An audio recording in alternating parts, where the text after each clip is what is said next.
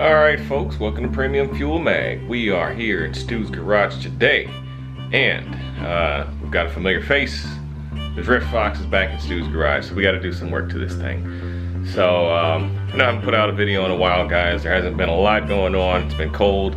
I haven't felt like working on cars, and I don't know, been busy with other stuff. So anyways, little stuff needs to get done. Not super exciting, but I figured I'd do a little race car update video and kind of talk about some of the stuff that's going on. The Drift Fox still in need of a little bit of TLC. I keep telling people I drifted this car for an entire year and had no problems, and then for the past 2 years since the pandemic has happened, the car hasn't really seen much action, and every time I drive it something goes wrong. So you know, that's just the nature of having a race car. You gotta keep up on your maintenance.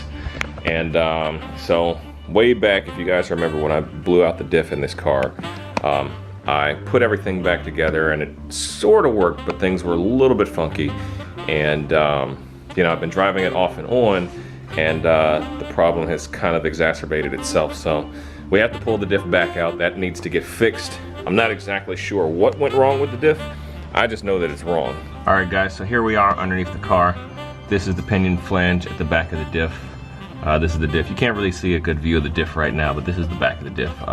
The drive shaft is there. We already pulled that loose, but you can see how much play I have in the diff.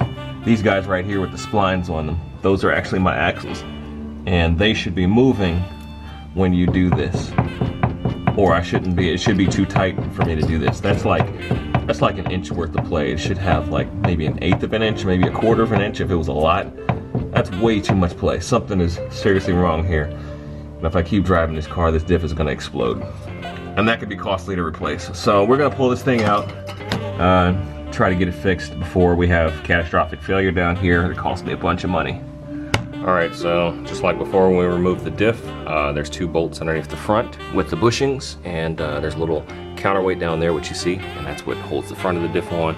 Then there's 2 vertical bolts in the back, and then in order to get the axles out, you basically have to disassemble the hub, which means taking off your brake calipers and then basically unbolting your hubs. So we're almost done getting that out. Nothing's difficult, it's just time consuming.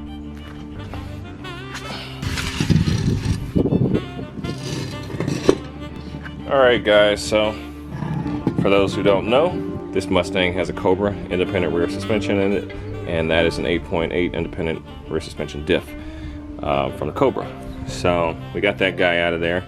Only took a couple of hours working at a nice leisurely pace. So just so this video isn't complete uselessness of me just doing random things, I guess I'll give you guys a quick takeaway of my workflow and things that you can do to improve your own workflow.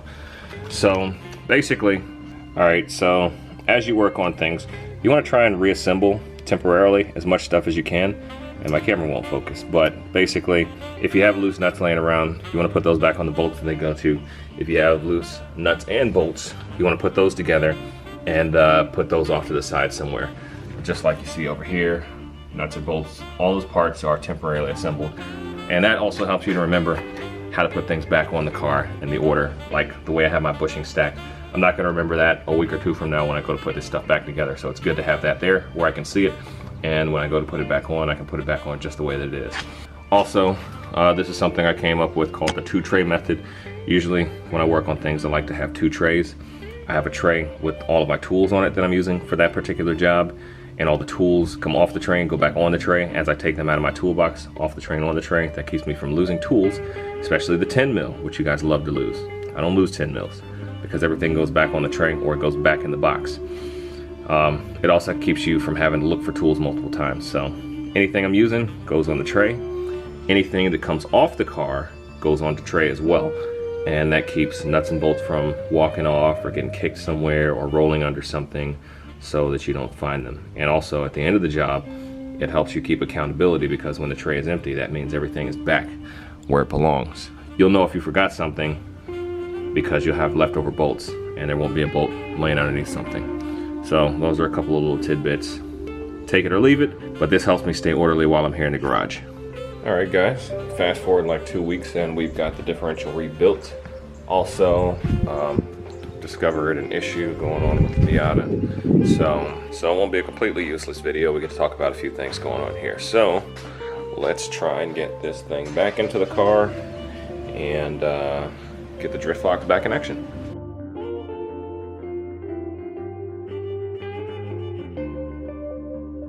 Alright guys, we got the diff in the car. Had to take a quick little baby break because gotta give a little guy some attention. How could you say no to that face? So anyways, the diff is back in the car. I don't know if you guys can see it from there. And we're trying to get some fluid in there. And next up, I'm gonna put the hubs and the axles and everything else back together. Sammy, hey, say hi, Sammy. Sammy, what's up, buddy? I don't know if you guys met Sammy before, but she's out here helping me right now. So we've almost got the driver's side all put back together. And also in this install, we're gonna be putting EBC yellow stuff pads on for the handbrake. The handbrake in this car has never really been great. So these pads are recommended by Chelsea Denofa and also my buddy Thomas Miata. And apparently these things are supposed to get my e-brake the way it's supposed to be. So we're gonna try that out, see what it's like. All right, we got it out of the garage.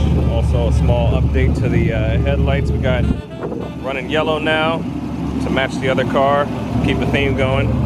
And we're gonna go ahead and go around the block for a test drive.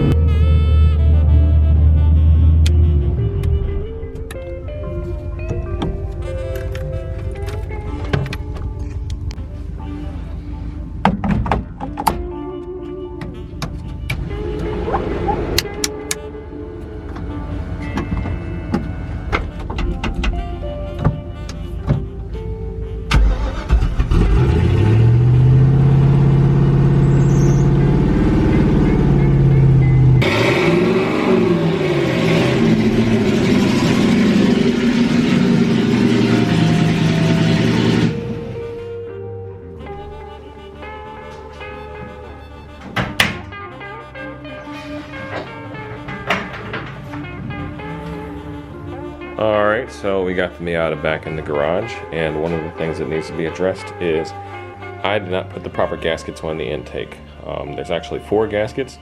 There's 2 that goes down the sides, which I did put, but then there's also one in the front and one in the back that I just completely disregarded because I've been so used to working on Chevy motors, the LS. You just pop that intake right on there and there's none of that nonsense.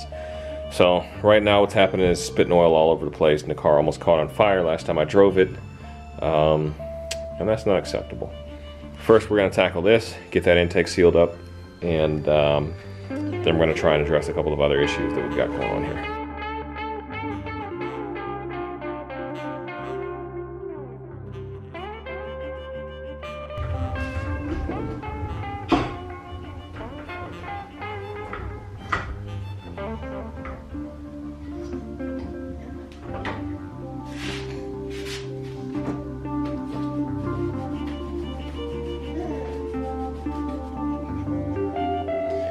Alright, so down here in the valley you can see these are the gaskets that I forgot to put on, so these are the new ones, and I had to trim. Excuse me, sir. I'm trying to film a video over here. Thank you. So anyways, had to trim these gaskets a little bit just to get a good fit, so we're going to pop those into place, and then I'm going to use my very favorite RTV Ultra Black oil resistant, and we're going to RTV the crap out of that thing, and then we're going to get the intake back on and then try to tackle some of the things that's going on with the car.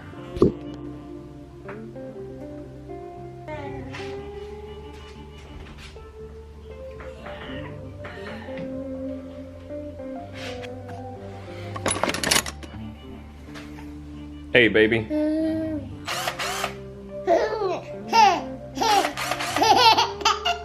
You like DeWalt tools? These are my favorite, yeah.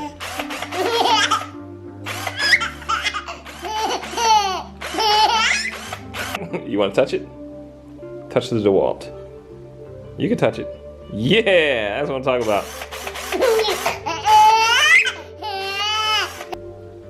Alright, so we got Steve in the house helping out today, and we're going to be adding some gussets to the frame.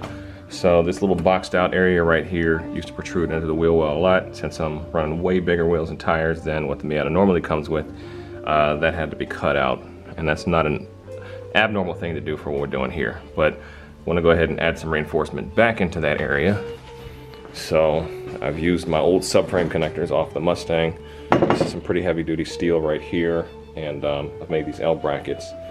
And we're going to go ahead, we're going to add these gussets to it, make it look super professional. We're going to weld these guys into place.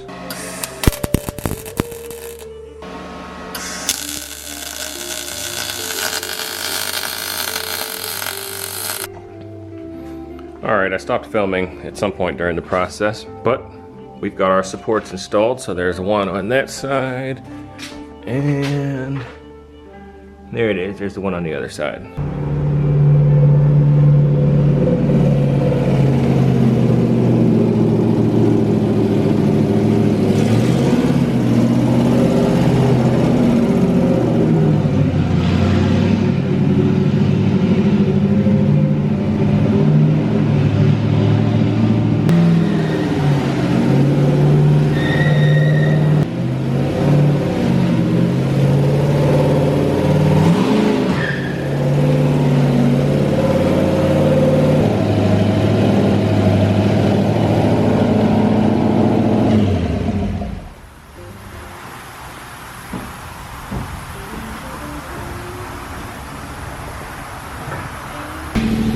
Alright folks, we're here at the alignment shop. We got my buddy, good buddy Alex hooking me up. He always gets my alignment straight. And we're about to put an alignment on this thing so it'll drive straight and not eat tires unnecessarily. And do what it's supposed to do. So, we'll see what that spec looks like here in just a minute. 0, if possible. 0. Yeah. Camber in the rear if possible. Oh, there we go. Alright, so that's how my alignment looks. This is the rear, guys. So we're all jacked up. So we're just gonna try and get everything straight, zeroed out, put a little bit of toe in the rear, try and get the front real straight, and no camber. Alright guys, so shout out again to my buddy Alex for getting this car aligned so it'll drive straight and do what it needs to do. Finally been able to start actually driving the car around to see what the thing feels like. No hard driving yet, but I have stomped on it just a little bit, and I gotta say, this thing is it's gonna be brutal when it hits the track. It's a little bit more punchy than what I expected, which is cool. So nothing crazy, but it's definitely gonna be a lot of fun. So some of the observations that I've made as I've driven around the neighborhood. First off, one thing that I've always known about this car is that I can't see behind me because my mirrors are jacked up and I can't really turn around that well. I saw this actually in Matt Field's video. He's got a rear view camera that actually stays on all the time, so he can just always see behind him right there in the dash. And I thought it was a really cool idea, and I jumped on Amazon immediately and I bought that thing. So that's really cool. Now I can see behind me. When I back up, it's not too difficult. The other thing is it's keeping temperature pretty well and everything, but I know once I start driving this car, it's gonna get hot. Plus it gets really hot inside the car because we got these fans back here blowing and they're not really blowing anywhere. The air can't really get out. It's only got down, like to go in and out. It's not good airflow. So unfortunately, something I didn't want to have to do is cut this trunk open. But still, it's a race car. We're gonna do what we have to do. And we're gonna go ahead and cut out these triangles here. And we're gonna leave these support sections here so that the trunk doesn't become extra flimsy.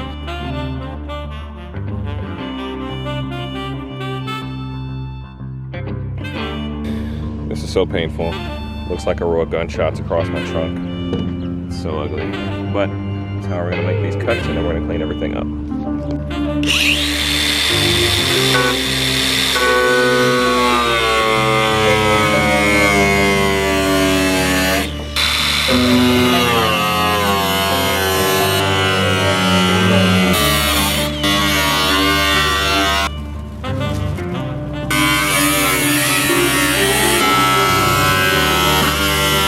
So here's how it looks all chopped up.